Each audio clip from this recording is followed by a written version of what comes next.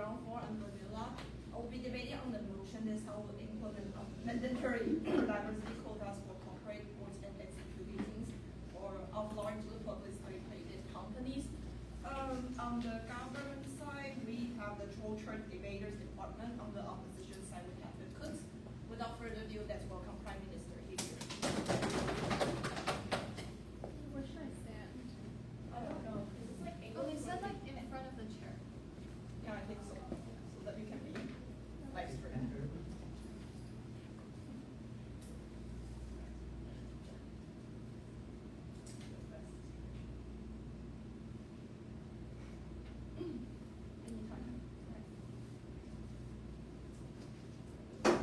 When millions of women every day are being discriminated against by the healthcare system centered around doing research on men only, we think that there is an incentive and there is a need for companies to then implement diversity quotas for corporations and boards.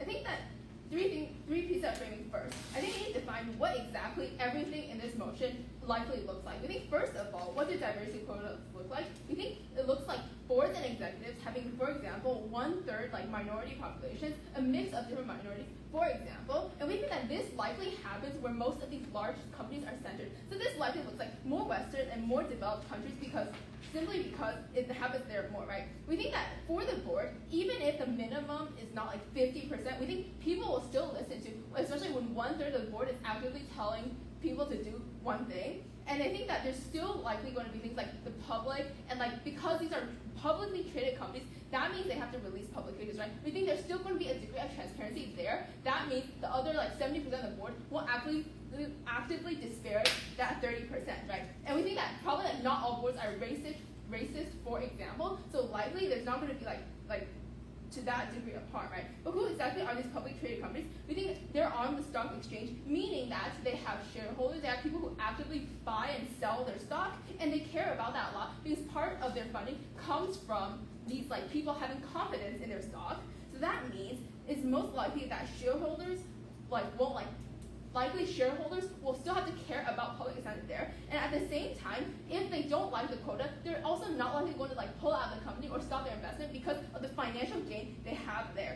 But third of all, who are these minorities? We think that those are, for example, those who are of the minority ethnicity, race, gender disparity, or just income in general, right? We think there are a lot of things that apply to minorities, right? I think, for example, in China, this looks like having like Uyghurs on the board for many companies, or in the US having Hispanic people on the boards. We think it just looks as simply as that. And we think that, so the two arguments I'm going to run today is first of all, why there are economic incentives for these companies to do this, so that proves feasibility. And second of all, why there's a principal reason for companies to do this in the first place. So I think first of all, an economic incentive is likely that as a result of these companies having these quotas, there's going to be some more minority representation in the practices of these companies. This looks like, for example, makeup companies having like more like skin tones, for example, because they have more minorities on their board. Meaning that because of this, then likely you're going to get more minorities to actually invest in the company as well, to put trust in this company later. Put trust in this company, right? So we think the delta here is that when you're able to have like these minority investments in your company, then they are able to have more of a stake in what you as a company do as in a total, right? So maybe like then they're able to like influence decisions. They make up a huge majority, like percentage of shareholders that would have been traditionally, for example, more white. So therefore your decision gets like more informed voices, right? I think even if this investment by these minorities is small, we think that it still pushes this company ahead of others, for example, pushing their competitors to also adopt the same policy because then they're able to realize those same benefits. This is uniquely on proposition side because then through the community bonds that these board members likely will have, then you're able to tap into these markets more easily, and then you'll have like unrealized gains that you wouldn't have on side like proposition, right? But I think more importantly, on the principle, before I move on, I'll take points. What is going to decide who of the minorities is going to end up on these boards? I think the process likely looks like very different for like many different companies. I don't know exactly like how it works like logistically within companies, but likely it's going to be those that have a huge stake in the company, or those in the company, for example, that like move up in rank, right? But I think this really depends on where you're looking at. So, but more importantly, on this idea of like why there is a principal responsibility for these companies to do this. We think that the way the world is structured, especially in Western countries like the US, there's been systematic oppression of certain minorities. That means the majority actively benefits from the exploitation of the minority, even if it's by birthright, right? We think this is not just about people already in high positions. This applies to the majority of groups seeking higher positions. Mean that for example, birthright is not important because privileged people continue to benefit from the system simply because they're a majority, right? You have a disproportionate amount of black people being born in places that are more economically disadvantaged in comparison to white. So we think the opportunities they get there are significantly less than the white people, for example, right? I think also at the same time, those already in power, those who already have more access to economics and education, they have an upper hand in society, meaning they're able to get these positions and be shareholders much more easily, right? So we think that there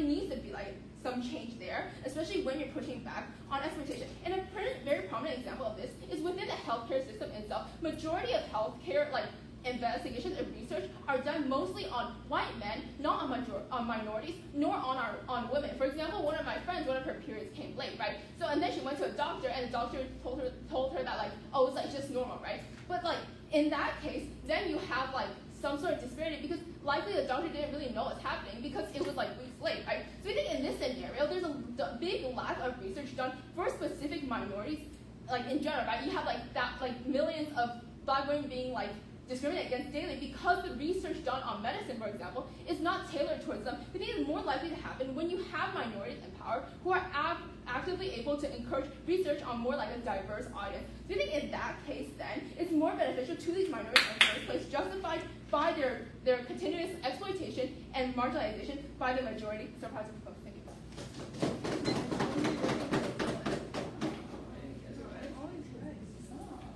Take 5 minutes to read all oppositions from your speech here.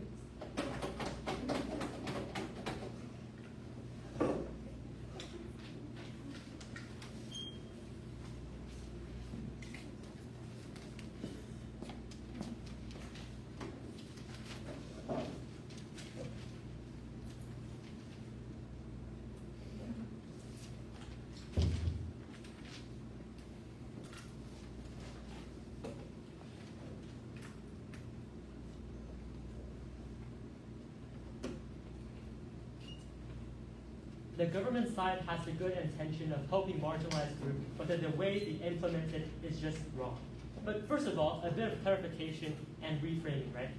They said that they're going to have diversity quotas for board members, especially 1/3 of board members in a company. Notice that board members consist of shareholders of the company. That means if you want to have 1/3 of the board members consist of people that got into gender quotas, that means they have to buy the share of the company first. This means a lot of things, but I would carry on to the framing later on. But secondly, they talked about how company would be more actively trying to sell diverse products such as skin tones for cosmetics products.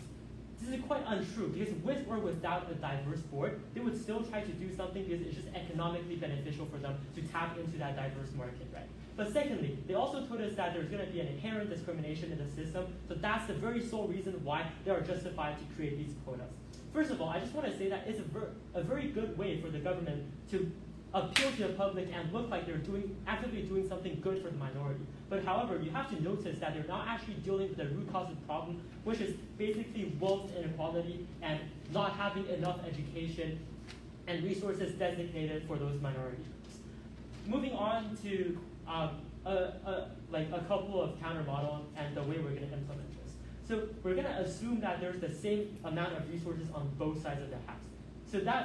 So we would use these resources we are offered by the fiat to allocate our resources to upskill education in minority groups. This means that having more government resources dedicated on building better school facilities in less privileged areas, or funding NGOs or grassroots organizations in those minority areas. But moving on to the first argument then, why we get less support for minority groups. Before I start, is there any POS?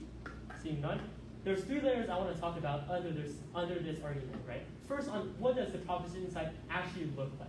2 things. First, the companies usually are going to hire certain minority groups to follow the regulations. For example, in their case, it's going to be 1/3 of people getting in because of those quotas. But secondly, right, these shareholders most likely are going to look like rich and powerful individuals in a certain minority group, because that's the very reason why that they can buy those shares.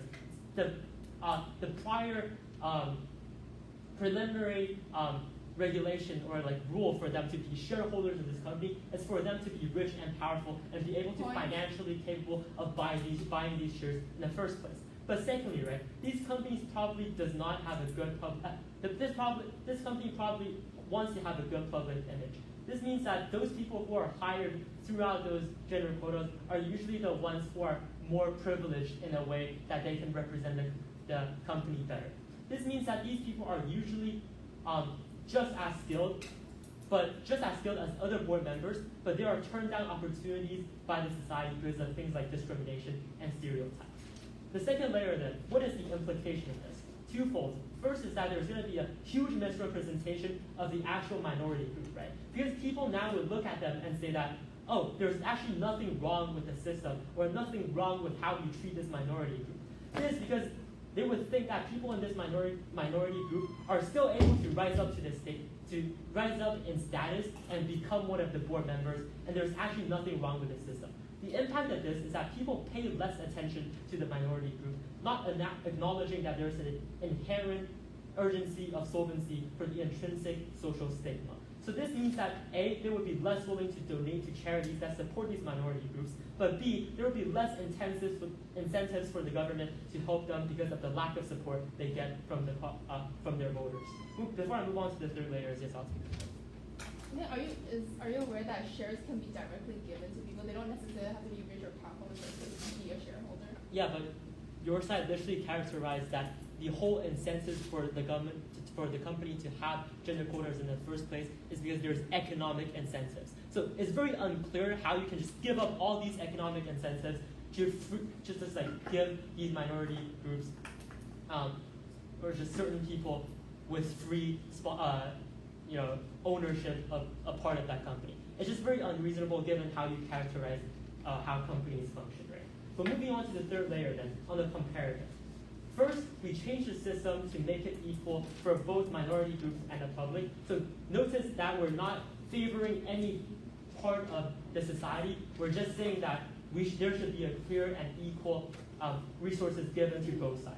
This looks like having better facilities, state schools, in marginalized communities, such as the Cherokee community in North Carolina. So the impact of this is that we systematically deal with the root problems of the system, but secondly, the people would still recognize how these marginalized groups need to be helped. Because note on the proposition side, right, they're not able to achieve this because all they portray is that there's nothing wrong with the minority group. The representation of them is extremely extreme and uncharitable for the minority groups, that the majority of the public is not going to think there's a problem with the system. But secondly then, I want to say that it's just principally unjustified for them to take away chances that people inherently deserve just because they benefited from the system. For example, you're not going to give more white people you're not going to arrest more white people just because they benefit from the system of how police are intrinsically racist, right?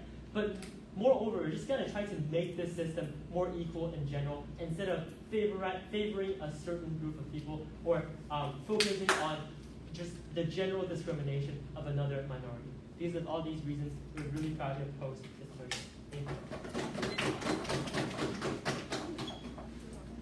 Defend your own opposition and defend Mr.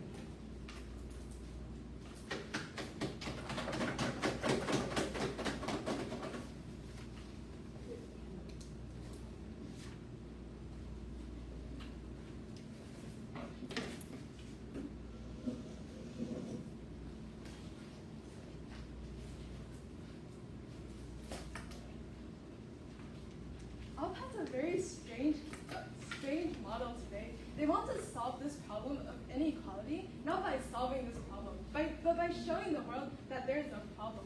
Presumably, if you're going to solve a problem, why don't you just solve it right away, rather than just like making other people aware of this problem? Few clarifications I want to make.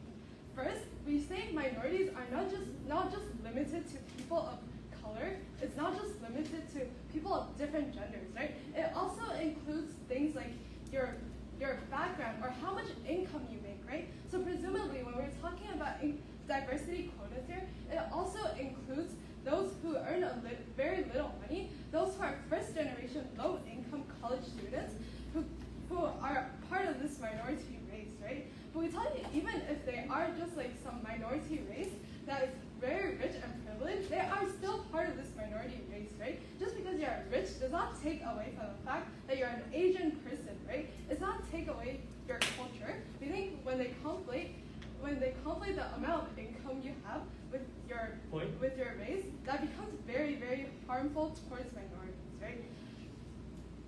Next, I want to talk about a few responses. First, they tell us on their side that companies still have an economic incentive to appeal to the minority. Why is this not true? First, I think companies simply do not gauge how much minorities are going to buy things in the first place, right? Presumably, if your company knows that, oh, black people aren't going to buy this foundation that's like 20 shades too light for them, they aren't going to start making foundations for like black people because they think black people simply like do not care about makeup products, or they simply are not interested in this brand, right? It does not make sense for them to appeal to an audience that does not necessarily want these things. We think uniquely on our side, when you're able to have a minority population sitting on the board, that they can influence decisions, they can tell you people from my community really love this product, but it doesn't match its shade range, therefore we must make it, right? This is exclusive to our side, but we think even on their side, if they somehow manage to like go through all the loops and say, oh, we're going to make things for minorities, I think it's probably going to be like very, very low quality because they don't actually have people who understand what it's like to be a minority, right? What happens then to a company? The perception goes down because people see this company as like wanting to make a cash grab rather than actually wanting to care about the people who are using this product in the first place, right? Before I move on, I'll take a point. What you just said would be true if it was 20 years ago, but now there's a lot of social media campaigns or cancel culture forcing these companies to be more diverse and cater to more minorities. Okay, I think this is probably just not that important because presumably as much like impact as your social media campaign has, it's not going to change the mind of this 50-year-old white investor sitting on the board of a makeup brand because they probably just do not scroll Twitter enough. They probably just do not care about this minority in the first place, right? Then second thing then, they told us on their side they can uniquely offer funding to underprivileged areas to give them more education, right? To tell you why is this not true? We think this probably is also symmetric on our side because presumably if you can offer education to minorities, we can also do that on our side, right? The reason why it happens to a greater extent on our side is now companies who have to have very diverse boards, they have an incentive to cater to minorities, right? This means because they want competent people sitting on the board, they're going to actively invest in areas with low income so that in the future, there's going to be a lot of competent, diverse individuals on their board, right? We don't see this happening on their side. It's unclear why companies on their side have the incentive in the first place to even cater to a minority, right? Because presumably they can earn enough income from like a majority, right? The reason why we also have capacity on our side is simply because like what Isha said, when you have more minorities interested in your product, you get more investment from minority, right? You get more people buying your things, so they're actually interested, so you're actually able to increase your revenue on our side, right? So next, I'm going to talk about an extension. Before that, I'm going to talk about an extension to a principle, and I'm going to give you some practical impacts. So first, just some mechanisms. We think the reason why rich people are simply like better off in life is because they have access to things like economic education, right? Or they have knowledge about stocks, or simply the fact that they have capital to invest in these companies, right? And they also have the incentive to stay rich by exploiting the poor, right? On the other hand, poor people do not have capacity they do not have the capacity or the ability to push back to exploitation. That means on both gap probably becomes worse because the rich can continue to exploit the poor during things like stocks and stuff because they simply know more, right? We tell you the practical impact then is that on our side we'll have minority members who represent their group, but feel like they have an obligation to their community, but actually want to give back to their community. That's why they actually help in the first place, right? But we also tell you with that, there's going to be a lot more scrutiny on a company. There's going to be a lot more checks and balances for how your company can improve. So we tell you then on our side, there's a lot of minority benefits because now minorities can have more rights. They can advocate for what they actually need, and they can break through systematic things that cause them to stay behind. Very proud to oppose.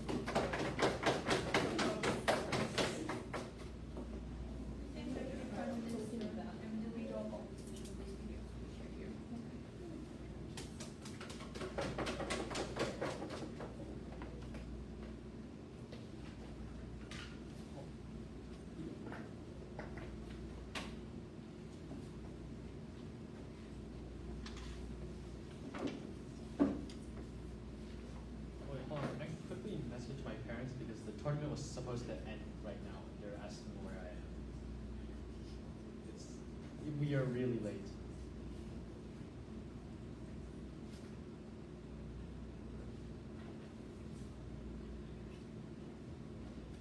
Sorry. My speech will begin in 3, 2, 1. The government model given so far has quite a few issues that we on the opposition side have taken to. So in the beginning of my argument, I'll be poking a couple holes on, one, the practicality of government-side solution, and secondly, poking holes on how effective the solution truly is. So firstly, with further clarification from the government side, what the actual model is that all these large publicly traded companies will be forced to give up a third of their shares to minority members in order to make sure a minority group of the board, the group of the board is minorities. So, barring a couple of issues, we specifically stated that this is ultimately contradictory to what they previously stated about all these pub incentives for companies, because the owners of the companies, all these shareholders, are now the ones being forced to give up a ton of shares to minority individuals without getting any form of compensation for it, because the idea was that they're going to be forcibly given shares in order to make it so that it's representative for all minorities, even those that are poorer. So this was I assume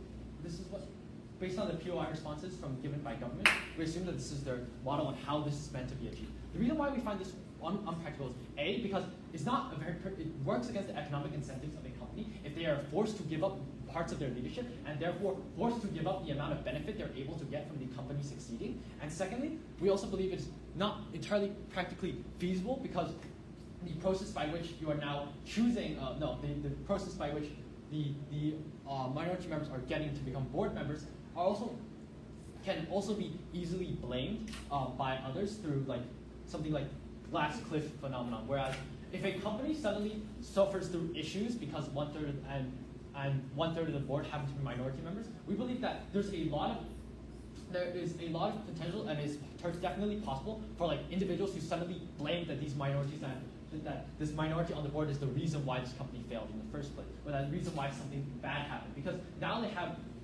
the ability to blame that, oh, it's these minorities that are now forcibly put on the board, that they're not qualified because they are put in through a quota. There's the stigmatization that they will never recognize their actual talents in either leadership or their ability to tell whether a company is good or not. And we believe that this stigmatization will make it so that people only see these members on the board, and they'll only see them as members of the board because there was this quota in the first place. Therefore, it's going to be a lot easier for conservative communities or what's it called, reactionary communities to then put the blame on these minority groups that are put on the board of directors for the issue of for any mistakes that the company makes. We already see this in all sorts of conservative parts of the world where they say where they criticize DEI, where they criticize things about companies going woke, and they talk about how this is actually the reason why these issues stem from. And we believe that this actively by creating an arbitrary system where these people are only put on the board because of a quota will further exacerbate all these and give more fuel for these issues. So, nextly, on responding to the previous speaker on our comparative that they gave of solving the issue versus awareness. We believe that this is not actually the dichotomy in this debate because they're characterizing us opposition cases giving awareness to the issue rather than solving the issue outright. Firstly, it's not simply just awareness that we're providing on opposition countermodel, because we both agree that there are systemic issues at hand that make so that minority groups have less opportunities, and our countermodel seeks to address this. Government side claims that it's not an exclusive benefit, and we agree. It's perfectly possible for them to invest their fiat in sponsoring minority education as well. But the issue is on this side that they're not actually, that one, they're unable to solve the problem to as large an extent because of stigmatization of either, stigmatization through the fact that people only recognize them as people who join through the quota and not through like their actual talents or actually deserving to be on that board. Or secondly, there's the issue of stigmatization where we talk about, well, if representatives are only like of richer or more clean or like more PR friendly versions of these minority groups, this gives a misguided representation and reduces public support for it. But before I continue, I take that POI. So given that education takes years and years, and your solution is probably somewhere very far in the future, how do you address problems in a short term? We believe the fundamental issues of something like systemic issues such as like racial discrimination or things like gender disparity are inevitably not ever going to be able to solve in the short term. And especially if you try to solve them in the short term with things like quotas and the things like where you force companies to include certain of these members, we believe they're ultimately counterintuitive through the idea of either A, they're unable to, the public are going to be unable to see past the fact that they're here through a quota, and B, when it's up to the hands of these companies, up to these shareholders to pick who to give all these shares to, we don't believe it's going to be particularly good or accurate representation, especially if it's the board of directors that chooses it. So, lastly, moving on to my point of how this does not actually support minorities particularly well and can ultimately be counterintuitive. For one, the government side's ultimate model is guided by the fact that minorities gain more representation and gain more rights through being commercialized, through the fact that, oh, I see darker skin color on this makeup brand, I'll buy that makeup brand, and I have more social equality now because this commercial, like these products and capitalism now appeals to me. We believe that one, this is ultimately misguided because this isn't actually that fundamentally different from all their arguing about like exploiting the poor. It's just waving. We believe that this representation isn't going to be real when it's just products. We're just waving a flag in front of minorities saying, oh, this looks like you, please buy this, rather than addressing more systemic root causes. And secondly, we believe that when it's the board that is choosing these individuals through these minorities, when the board is deciding to forcibly give 1/3 of the shares to minority groups, they are either just going to donate to a minority person that's going to be a minority group that's going to be yes men to like the leaders of the board because it's an entirely arbitrary process. They didn't specify who chooses which minority ends up with which person of the minority ends up on the board. We're going to take the assumption that it's the company that decides, and ultimately is not going to change the company direction in a way that benefits minorities and benefits social justice. Thank you.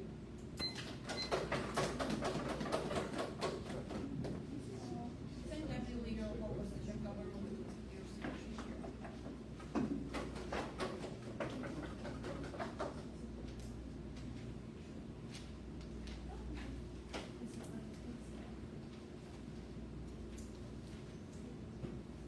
I'll handle those videos.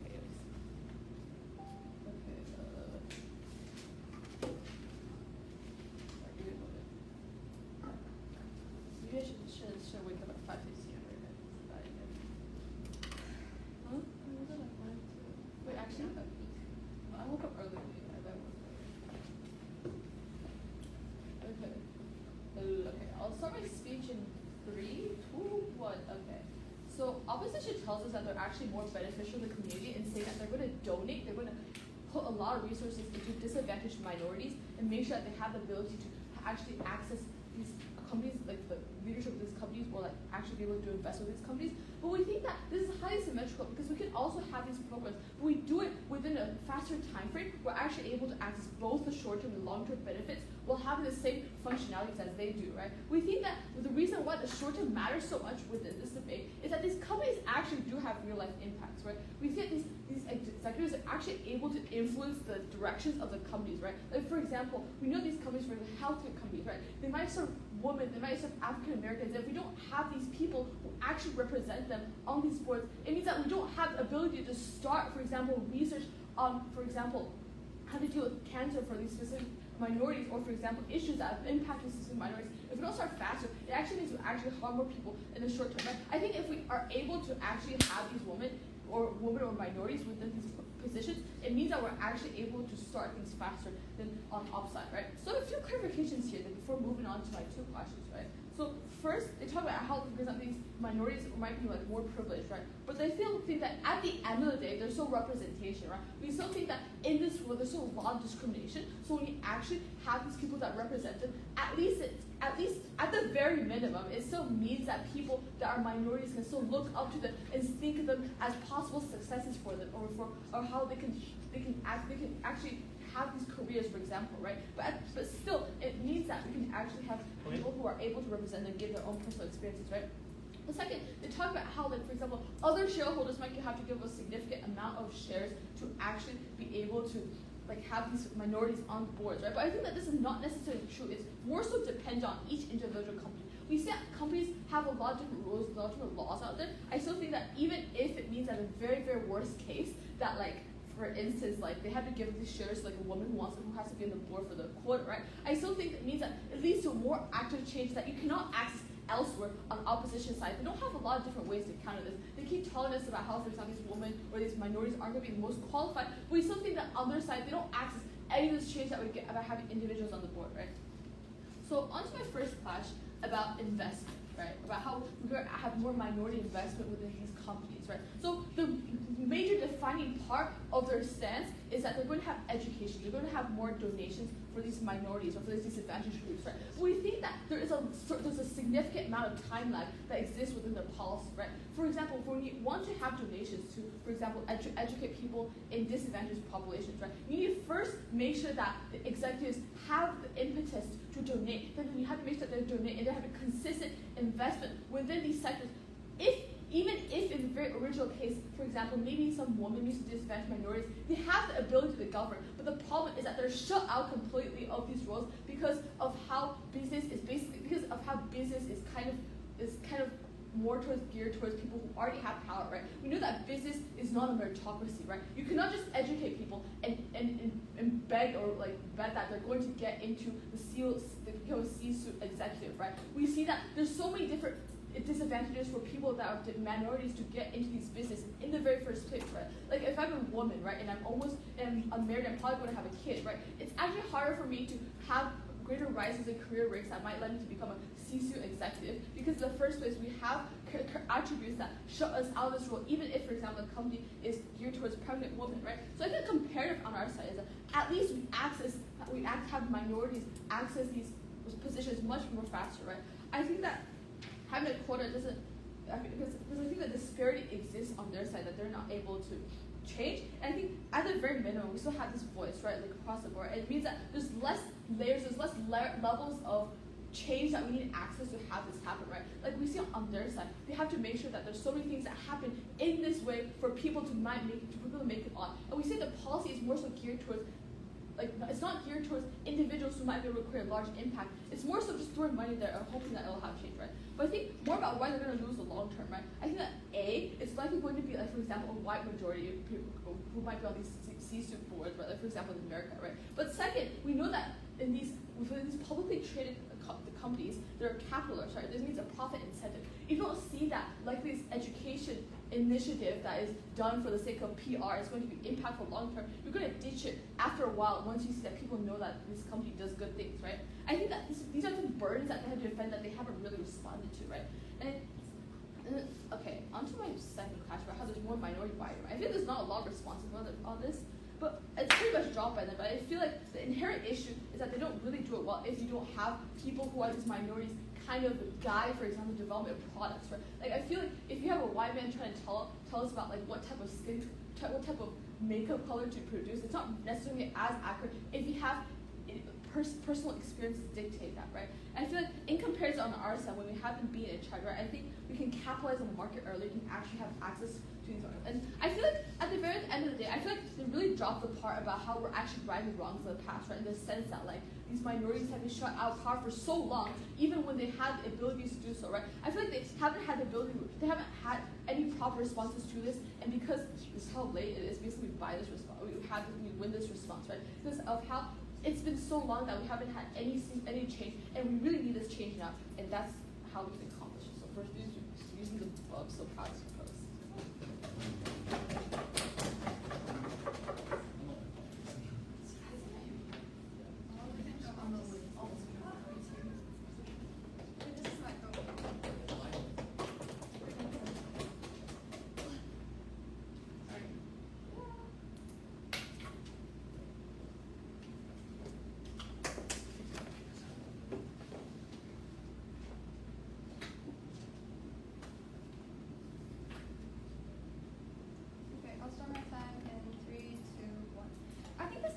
largely boil down into like three main questions. One is like, what do companies really look like? What do these companies really look like? Which one would really solve the root cause of the problem? And between short-term or long-term solutions, right? So I think I'll start with, what do these companies really look like, right?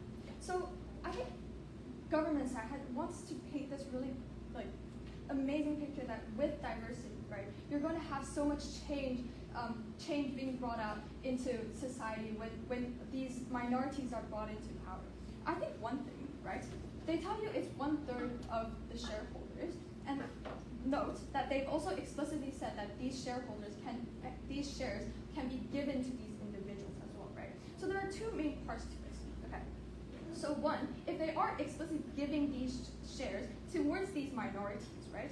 First thing is, you will, for an economic incentive of a public traded company, because of how shares work, when they start a company, there will always be a limited amount of shares, right? Or even if they want to create more shares, the value of each share will be decreasing as you create more, right? So no company really will want to be able to, lose 30% of their company just purely because of purely to seem more diverse, right? But secondly, I think it's very arbitrary that they think that they will really create meaningful change, right? Because one, if these people are given the shares, right, they're on this board, 1/3 of them, even if in a voting scenario, it's not like they're going to be able to actually win over the other majority cases. But secondly, I think our second speaker has told you it's more likely that these companies will want individuals that are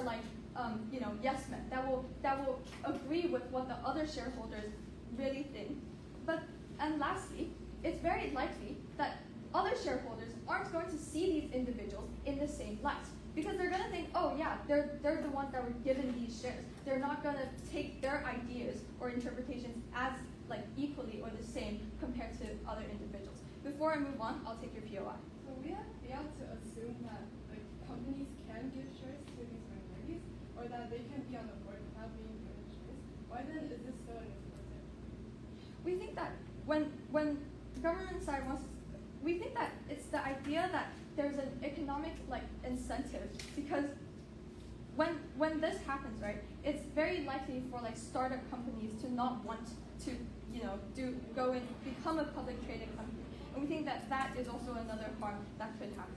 Okay, so but moving on with what companies actually look like, an idea of media scrutiny that was also described by I think either Jim or Brian as well.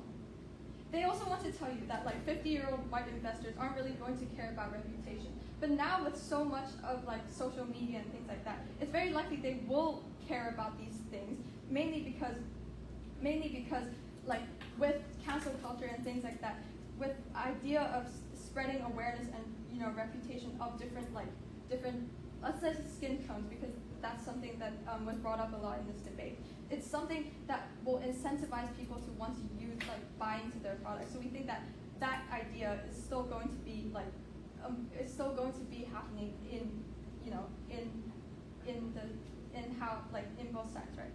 So their idea of saying oh, it's going to be able to increase a lot of revenue just because now you have different board members. We think that it inherently you're creating this idea that they're also in a case that if these shareholders are really broad and you do have minorities in power that are rich already, then you create this really shiny image and misrepresentation of these minorities, right? And people are often going to gloss over the fact that there are root problems within the real system. And this is also another point that has been really, I guess, misunderstood by the government side of what opposition side's counter model is, right? Opposition side counter model is to increase education and increase the playing field for individuals within the minority, right? We think that the reason why they're not able to get into these positions of power is because they don't have an equal playing field to begin with.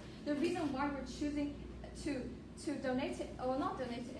increase more investments in education by the government into areas where it's more for minorities. we think that that increases the playing field for them to actually be able to reach positions of power in the future instead of directly giving them that position, right? Which we think creates more harm and is not actually a short-term solution, right? Because they tell you that this, by providing these positions, it's a short-term, you'll be able to get short-term and long-term solutions.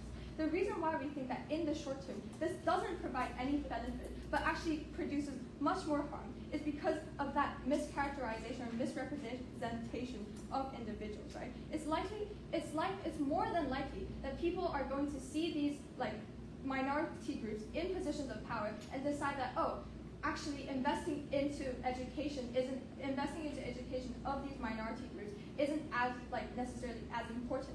So if we have investment into education from the opposition side purely, we're more able for individuals to actually be more likely to buy into ideas of representation from brands and be able to and more likely to care about individuals of minority, because you see these people going into power with their own skills. For those reasons, very proud to oppose.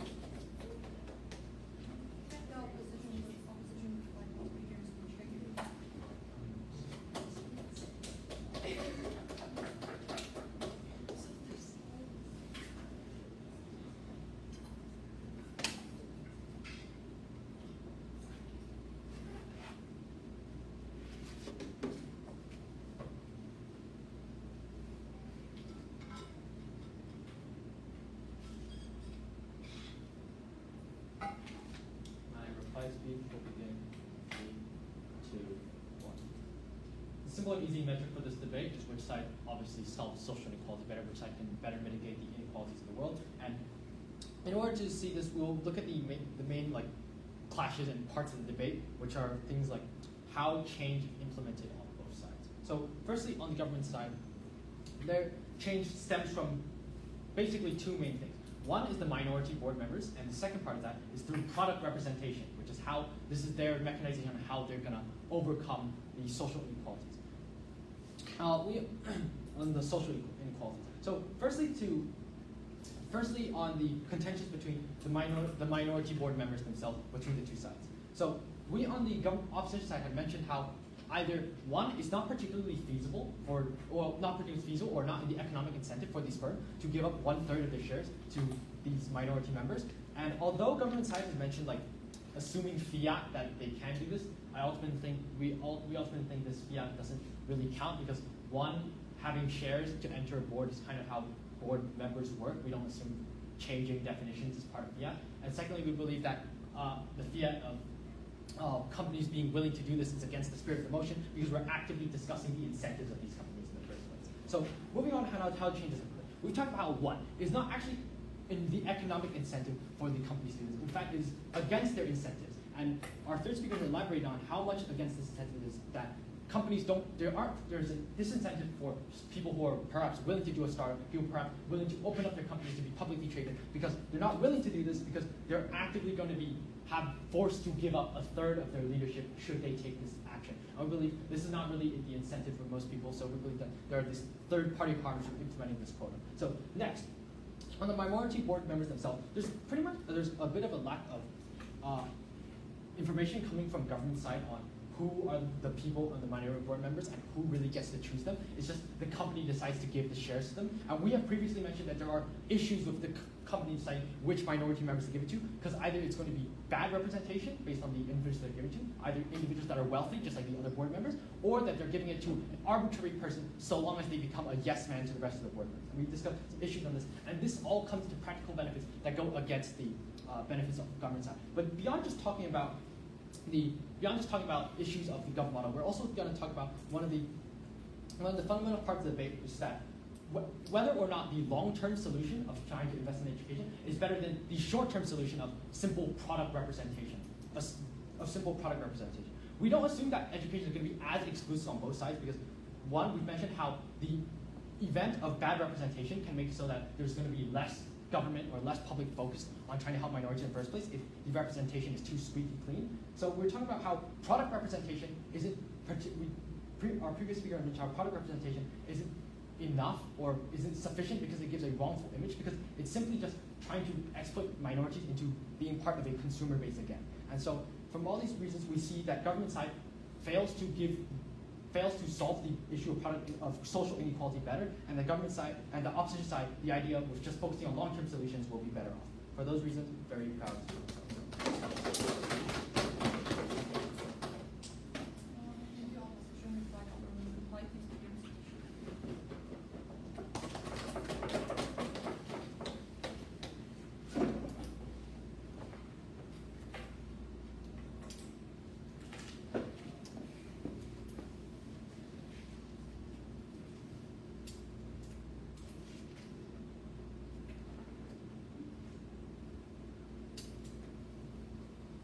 I think side opposition here comes up here telling us that the world essentially, that in the long term, everyone's going to hold hands and skip to heaven together because somehow they are able to prove that they manage to guarantee equality among minorities and majorities in the long term without addressing any of the short-term problems that already exist within the status quo. What I'm going to do here today is I'm going to tell you why, compare the two solutions that each of the sides offer,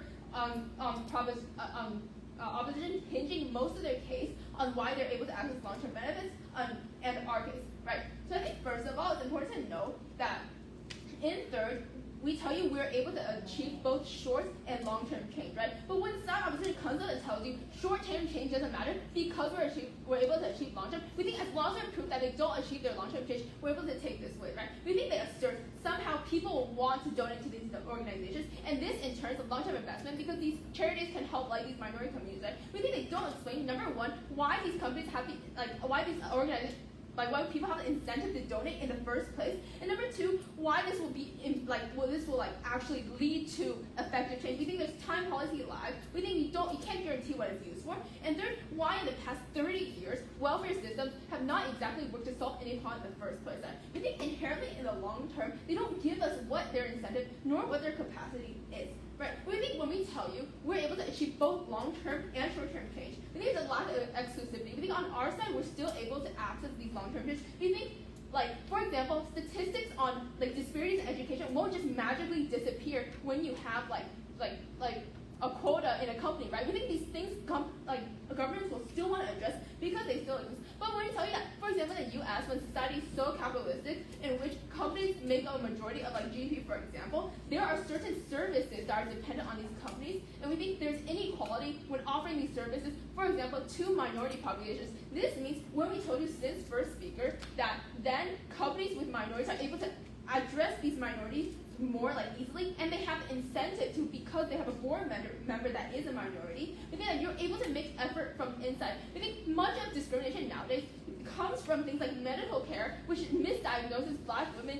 most of the time, and also how the housing system has inherent inequalities and refuses to rent to certain minorities. We think through making these small changes, then you're able to create a more long-term benefit. And we think that the historical reasons for rectifying this, considering that they've been marginalized in the past, which opposition doesn't engage on in general, right? We think that because then companies have the incentive and now the monetary gain and the say from these people who are in quotas, then we're able to achieve this long-term and short-term change, right? We think at the same time when these companies are actively exploit minorities to a certain extent, we think that they need to have a say in these companies to make sure this doesn't really happen in the future, right?